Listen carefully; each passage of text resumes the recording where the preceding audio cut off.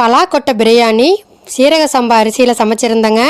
ரொம்ப டேஸ்ட்டாக இருந்துச்சு. வாங்க எப்படி சமைச்சேன்ட்டு பார்த்துடலாம்.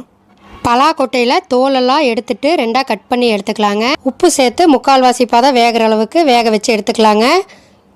இப்போ குக்கரில் நெய் அல்லது ஆயில் சேர்த்திக்கோங்க. பிரியாணி பைசஸ் எல்லாம் சேர்த்து விட்டுருங்க.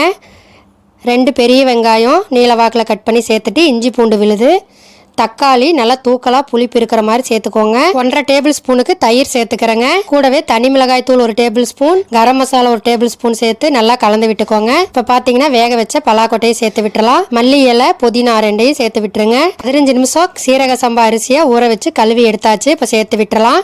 கஸ்தூரி மேத்தி, லைட்டாக எலுமிச்சம்பழ சாறு சேர்த்துக்கோங்க. அவ்வளோதாங்க. ஒரு 3 விசில் விட்டு எடுத்தோம்னா பாருங்கள், பலாக்கொட்டை நல்லா வெந்துருச்சு. பிரியாணி ரொம்ப நல்லா டேஸ்ட்டாக இருந்துச்சுங்க. கண்டிப்பாக நீங்களும் ட்ரை பண்ணி பாருங்கள். கொஞ்சம் உப்பு காரமெல்லாம் தூக்கலாக சேர்த்துக்கோங்க.